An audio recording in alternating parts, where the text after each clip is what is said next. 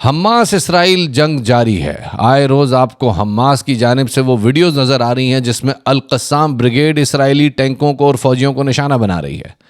کون ہے یہ القسام؟ شام کے علاقے لتاکیہ میں پیدا ہونے والا یہ شخص کس طرح سے حماس کا ایپی سینٹر بن جاتا ہے اور کیوں حماس کو عز الدین القسام اس قدر عزیز ہیں؟ آج کے بریک ڈاؤن میں ہم جانیں گے حماس کی مکمل تاریخ۔ آپ دیکھ رہے ہیں بریک ڈاؤن اور میں ہوں شفاعت علی۔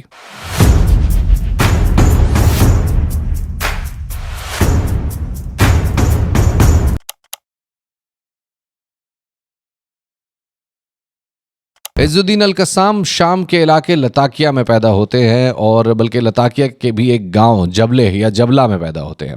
ابتدائی تعلیم اپنے والد کے مدرسے سے حاصل کرتے ہیں اور اس کے بعد مصر چلے جاتے ہیں جہاں وہ جامع الازہر میں ایک ڈپلومہ حاصل کرتے ہیں۔ ڈپلومہ کے دوران ان کی ملاقات ہوتی ہے شیخ محمد عبدو سے۔ شیخ محمد عبدو جن کا مصر کے اسلامی فیبرک کے اوپر ایک بڑا خاص اثر ہے۔ وہ پین اسلامسزم کی بات کرتے تھے، وہ مسلمانوں کی روایتی ویلیوز کی بات کرتے تھے، اینٹی کلونیلزم کی بات کرتے تھے اور کلونیلزم خاص طور پہ برٹش کلونیلزم کے خلاف بڑا بڑھ چڑھ کے بولتے تھے۔ ان کے خطبات نے القسام کو بہت حد تک متاثر کیا۔ اسی دوران مصر میں برطانوی سامراج کے خلاف ایک بغاوت ہوتی ہے۔ بغاوت بہرحال 1910 میں ناکام ہو جاتی ہے، لیکن القسام پہ اس کے بڑے گہرے اثرات ہوتے ہیں۔ ڈپلومہ مکمل کرنے کے بعد عز الدین القسام واپس شام پہنچتے ہیں، اپنے والد کے مدرسے کو آگے بڑھاتے ہیں۔ اپنے والد کو مدرسے میں وہ شیخ عبدو کے جو افکار ہیں ان کی ترویج کرتے ہیں، ان کو آگے بڑھاتے ہیں، لوگوں کو ابھارتے ہیں ان جذبات پر جو انہوں نے وہاں سیکھے ہیں۔ لیکن 1911 میں اٹلی کی افواج لیبیا پر حملہ کر دیتی ہے۔ شیخ القسام کو یہاں پہ موقع ملتا ہے کہ وہ لوگوں کو ابھاریں اور لوگوں کو بتائیں کہ کس طرح سے لیبیا کے لوگوں کی، مسلمانوں کی مدد کرنا اس وقت ان پہ واجب ہو چکا ہے۔ وہ اس حوالے سے ایک فنڈ قائم کرتے ہیں، لیکن سلطنت عثمانیہ کو یہ واقعات پسند نہیں آتے۔ اس وقت کے جو آفیسرز ہوتے ہیں سلطنت عثمانیہ کے، وہ شیخ قسام کے اس اقدام کو ریاست مخالف سمجھتے ہیں۔ ان کی گرفتاری ہو جاتی ہے۔ ان کی گرفتاری کے بعد کچھ عرصے بعد وہ رہا بھی ہو جاتے ہیں، لیکن بہرحال انہوں نے اچھا خاصا فنڈ اکٹھا کر لیا ہوتا ہے۔ وہ فنڈ لیبیا کے مسلمانوں کی حمایت کے لیے بھیجنا شروع کرتے ہیں۔ کچھ عرصے بعد وہ اپنی ایک پرائیویٹ ملیشیا بناتے ہیں جس میں 250-500 لوگ موجود ہوتے ہیں، کچھ کہتے ہیں 250، کچھ کہتے ہیں 500 لوگ موجود تھے، اور ان کو تربیت دیتے ہیں۔ اور ان کی تربیت میں بنیادی فکر اس بات کی ہوتی ہے کہ وہ عثمانیہ سلطنت میں جو فوجی ٹریننگ ہے اس کے کم سے کم پیرلل ہوں یا اس کے برابر کی انہوں نے ٹریننگ حاصل کی ہوئی ہو۔ وہ یہ دستہ لے کر لیبیا میں جہاد کے لیے جانا چاہتے ہیں، اور لیبیا کے لیے جب وہ راستے میں ہوتے ہیں تو انہیں مصر کی بارڈر سے واپس بھیج دیا جاتا ہے۔ وہ مصر سے واپس تو آ جاتے ہیں، لیکن بہرحال اب ان کے پاس ایک ملیشیا موجود ہے، ان کے پاس اپنے لوگ موجود ہیں، اور وہ ان لوگوں کے افکار، ان لوگوں کی بنیادی تربیت اپنے طور پہ شروع کرتے ہیں۔ اسی دوران ہوتی ہے پہلی جنگ عظیم، اور پہلی جنگ عظیم کے اختتام پہ فرانسیسی فوجیں شام آ پہنچتی ہیں، اور شام میں 1919 میں فرانسیسی فوجیں، فرینچ فوجیں نہ صرف یہ کہ حملہ کرتی ہیں بلکہ شام میں ایک نام نہاد فرینچ اسٹیٹ یا شامی کنگڈم قائم کر لیتی ہیں۔ اس شامی کنگڈم میں بادشاہ کی حیثیت ایک پپٹ کی ہوتی ہے، اور اسی موقع پہ شیخ قسام اٹھتے ہیں اور فرانسیسی فوج کے خلاف جہاد کا اعلان کر دیتے ہیں۔ القسام کہاں اور فرانسیسی فوجیں کہاں؟ چھاپا مار جنگ ظاہر ہے، that was the only way out. چھاپا مار جنگیں وہ اپنے علاقے لتاکیہ سے شروع کرتے ہیں، اور وہیں پہ آہستہ آہستہ فرینچ فوجیں ان کو گھیرنا شروع کرتی ہیں۔ پھر وہ فرینچ اتحادیوں کے خلاف، علویوں کے خلاف جنگ شروع کرتے ہیں، اور پھر آہستہ آہستہ وہ بھی ان کے گرد گھیرا تنگ کرتے ہیں۔ نتیجتاً انہیں لتاکیہ چھوڑ کے حلب جانا پڑتا ہے۔ حلب میں فرانسیسی فوجیں اور علوی ان کے گرد گھیرا تنگ کرتے ہیں، اور ان کے پاس اور کوئی آپشن نہیں ہوتا سوائے یہ کہ یہ اپنے جانبازوں کے ساتھ مل کر پہلے طارتوس کی بندرگاہ کے ذریعے لبنان پہنچتے ہیں، بیروت، اور بیروت سے پھر یہ حائفہ پہنچ کر فلسطین میں شامل ہو جاتے ہیں۔ حائفہ پہنچتے وقت ایک بڑا عجیب و غریب کام ہو چکا تھا۔ برطانوی پارلیمنٹ میں بالفور ایگریمنٹ ہو چکا ہوا تھا۔ بالفور ایگریمنٹ کے ذریعے اسرائیلیوں کو، یہودیوں کو ایک نیشنل اسٹیٹ، ایک نیشنلسٹ اسٹیٹ دینے کا وعدہ برطانیہ کر چکا تھا۔ یہ ایک ایسا موقع تھا جس کے بعد فلسطینیوں کی مشکلات بڑھنی شروع ہو گئی تھیں۔ جب القسام فلسطین پہنچے تو اس وقت فلسطین میں ایک بڑی ڈفرینٹ فضا تھی۔ پہلی جنگ عظیم ختم ہو چکی تھی اور پہلے جنگ عظیم میں باقی عرب ریاستوں کا تو فیصلہ ہو چکا ہوا تھا، خاص طور پہ سلطنت عثمانیہ کے ساتھ جتنی ریاستیں اٹیچ تھیں ان سب کے فیصلے ہو چکے ہوئے تھے، لیکن فلسطین کا فیصلہ نہیں ہوا تھا۔ اور فلسطین کا فیصلہ یہ کیا گیا تھا کہ برطانوی حکومت فلسطین میں ایک عارضی سیٹ اپ قائم کی ہوئی تھی جس کو برٹش مینڈیٹ کہتے تھے۔ برٹش مینڈیٹ نے بالفور ایگریمنٹ کے تحت یہودی مہاجرین کی، زائنسٹ مہاجرین کی راہ ہموار کر دی تھی کہ وہ آئیں اور فلسطین میں آ کے آباد ہوں، اور یہاں پہ فلسطینیوں کو بڑا خطرہ پیدا ہو گیا تھا کہ وہ اس موقع پہ کیا کریں۔ جب عز الدین القسام پہنچے تو انہوں نے اپنے خطبات میں، اپنے وعظ میں، اپنے درس و تدریس میں یہ بات کہنی شروع کر دی کہ اس کا حل صرف اور صرف مسلح جد و جہد ہے۔ اس وقت کی فلسطینی اتھارٹیز نے اور فلسطینی پولیٹیشنز نے ان کی اس بات کو سنجیدہ نہیں لیا اور انہوں نے کہا کہ نہیں، مذاکرات کے ذریعے ہر مسئلے کا حل نکل سکتا ہے، اور وہ مذاکرات کے ذریعے بات کرتے رہے۔ البتہ فلسطینی عوام عز الدین القسام کو سنتی تھی اور بڑے غور سے سنتی تھی۔ ان کو لگتا تھا کہ نہیں، یہ بندہ بات صحیح کر رہا ہے، ہم اپنی زمینیں کھوتے جا رہے ہیں، ہم اپنے سیٹ اپ کھوتے جا رہے ہیں، ہمارے پاس اپنے گھر نہیں رہیں گے، اور ایک وقت آئے گا کہ یہودی ہمارے سارے ملک پہ قبضہ کر لیں گے اور ہمیں ہماری زمینوں سے باہر نکال دیا جائے گا۔ ٹرنڈ آؤٹ فلسطینیز ور رائٹ، ایسا ہی ہو رہا تھا۔ یہ ساری بات چلتی رہی حتیٰ کہ 1928 میں القسام نے اپنی ایک پرائیویٹ ملیشیا بنائی۔ بظاہر تو یہ ایک ملیشیا تھی، ایک پرائیویٹ ملیشیا تھی، لیکن اس کے اندر القسام 3 باتوں کی تعلیم دیتے تھے۔ نمبر 1 اخلاقی جہاد، نمبر 2 سیاسی جہاد، اور نمبر 3 عسکری جہاد۔ اخلاقی جہاد یعنی کہ ہر وہ شخص جو کہ القسام کی اس تحریک کا ممبر بنے گا وہ اپنے آپ کو اخلاقی طور پہ اتنا اعلیٰ درجے پہ رکھے گا کہ لوگ اس کی طرف دیکھیں کہیں کہ واہ یار بندہ ہو تو ایسا ہو۔ دوسرا تھا سیاسی جہاد، یعنی سیاسی محاذ پہ بھی سیاست کر کے ذریعے، یعنی پولیٹیکل ڈائلاگ کے ذریعے بھی کوشش کی جانی چاہیے معاملات کو حل کرنے کی، اور اگر ان دونوں میں سے کوئی چیز کامیاب نہ ہو تو اس کے بعد آخری رستہ ہوگا عسکری جہاد، اور عسکری جہاد کے لیے باقاعدہ تربیت دی جاتی تھی۔ شیخ قسام کہتے تھے کہ ان کے ماننے والے تمام افراد اپنی جیب میں قرآن پاک کا ایک نسخہ ضرور رکھیں گے، جو لوگ جہاد کے لیے قائل ہیں وہ داڑیاں ضرور سجائیں گے۔ یہ بھی کہا گیا کہ جو لوگ اس تحریک میں آئیں ان کو اپنی روحانی تربیت کرنا بہت ضروری ہے، اور روحانی تربیت کے لیے وہ قادری سلسلے کی، جی ہاں، قادری مکتبہ فکر کی اور قادری سلسلے کی تعلیمات، ذکر و اذکار وغیرہ لوگوں میں اس کی وہ تربیت دیتے رہتے تھے، پروموٹ کرتے رہتے تھے۔ اس سارے آپریشن کو القسام نے انتہائی خفیہ رکھا تھا، اور وہ اسے کہتے تھے الکف الاسود، یعنی کہ بلیک ہینڈ۔ یہ ایک ایسا ہاتھ ہے جو نظر نہیں آتا لیکن یہ مسلمانوں کی مدد کرنے کو تیار رہتا ہے۔ اگست 1929 میں براق فسادات شروع ہوتے ہیں، اور یہ فسادات تب شروع ہوتے ہیں کہ جب یہودی ویسٹرن وال کی طرف، ہیکل سلیمانی کا وہ حصہ جو کہ اس وقت تک سلامت ہے، اس دیوار کی طرف، دیوار گریہ کی طرف جانے کی کوشش کرتے ہیں۔ سلطنت عثمانیہ کے قانون کے مطابق یہودیوں کو اجازت تو تھی کہ وہ ہیکل کی طرف جا سکے، لیکن یہ اجازت نہیں تھی کہ وہ وہاں پہ کسی بھی قسم کی تعمیرات کر سکیں، بھلے وہ عارضی کیوں نہ ہو، یہاں تک کہ کرسی لے جانے کی بھی یہودیوں کو اجازت نہیں تھی۔ لیکن جب اگست 1929 میں کچھ ایسا واقعہ ہوا کہ خبر یہ پھیل گئی کہ جیسے یہودی وہاں پہ نہ صرف یہ کہ خیمے قائم کرنے والے ہیں بلکہ باقاعدہ کرسیاں اور فل مطلب کیمپنگ کے موڈ میں ہیں، اس بنیاد پہ وہاں فسادات شروع ہوئے، اور فسادات ہوتے ہوتے اتنے بڑھ گئے کہ اس کے نتیجے میں تقریباً 133 یہودی اور 116 فلسطینی جاں بحق ہوئے۔ یہاں سے شیخ قسام کی الکف الاسود کی تحریک نے ایک نئی جہت اختیار کر لی، اور انہوں نے چھاپہ مار حملے شروع کر دیے برطانوی فوج کے اوپر۔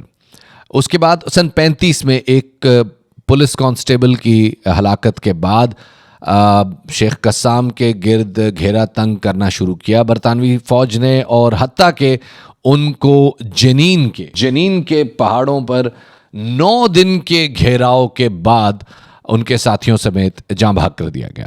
القسام کی موت جنگل میں آگ کی طرح پھیلی، لوگوں نے کبھی کسی شخص کو اس طرح سے لڑتے ہوئے نہیں دیکھا تھا، لوگوں نے کبھی کسی ایسی لڑائی کو نہیں دیکھا تھا جس میں ایک شخص اپنے چند ساتھیوں کے، غالباً 9 ساتھیوں کے ہمراہ اتنی بڑی لڑائی لڑ رہا ہے کہ پوری برطانوی فوج اسے ایک شخص کو ڈھونڈنے کے لیے اتنا بڑا مین ہنٹ کر رہی ہے.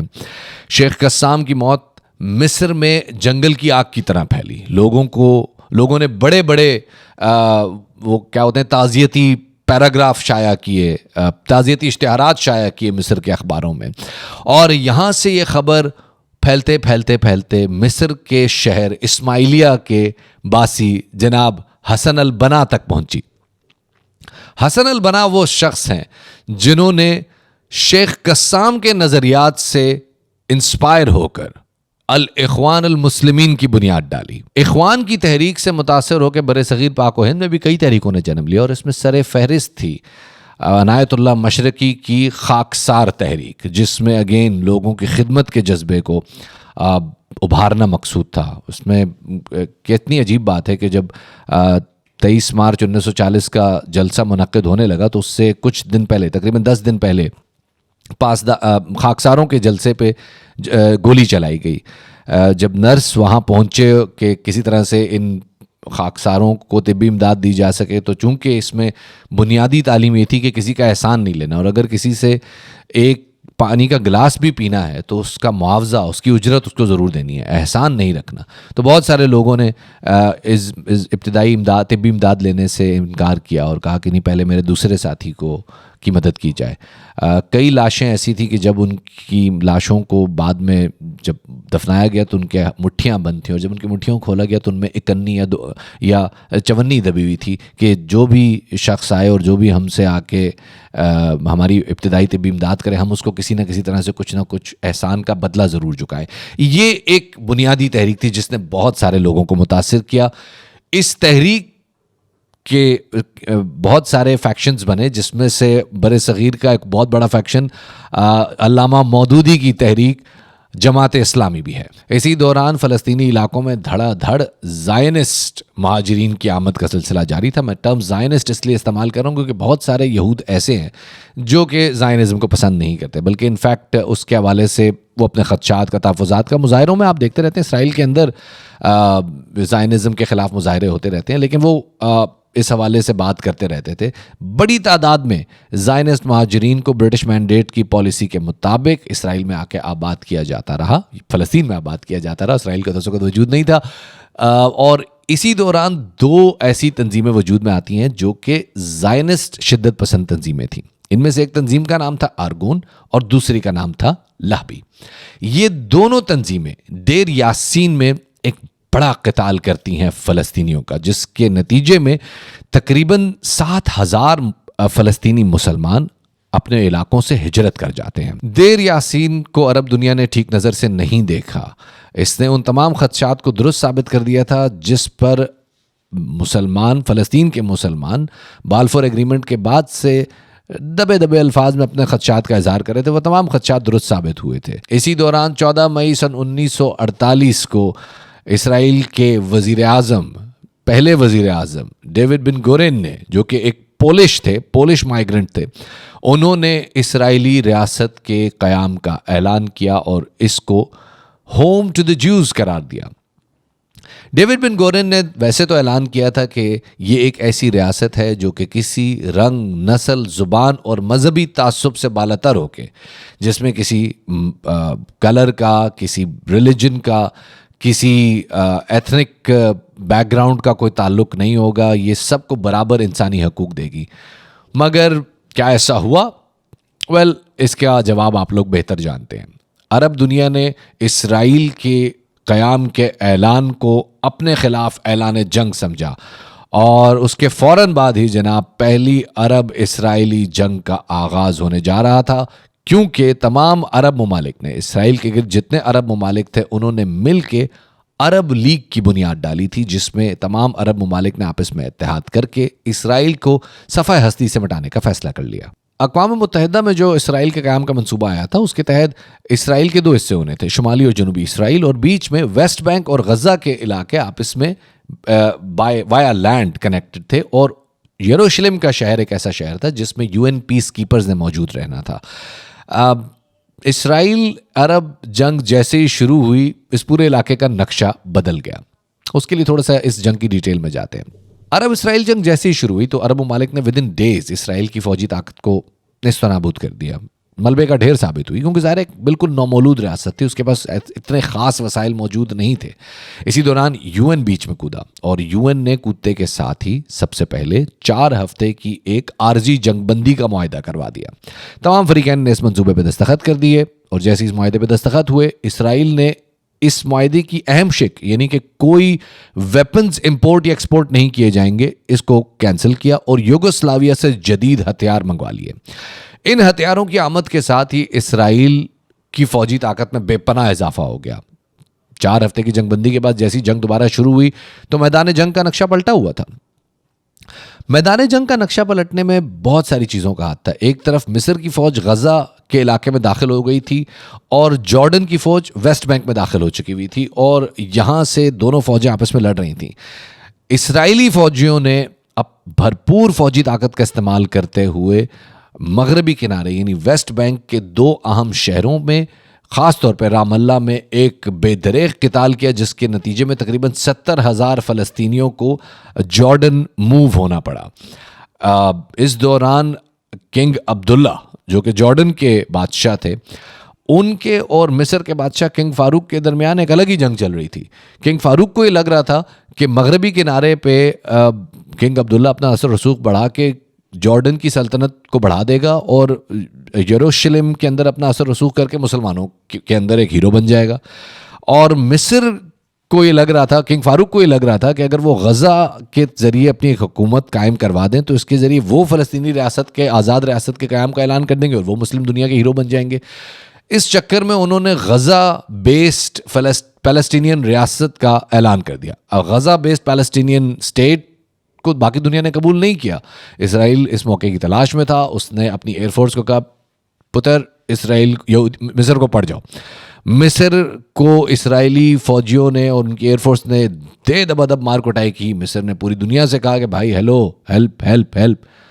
سارے عرب ممالک نے کہا نو تھینکس, آپ لوگ اپنا پلیز انجوائے کریں, آپ کو آزاد ریاست بنانے کا بہت شوق تھا, پہلے جنگ تو ختم ہونے دیتے اس کے بعد بناتے.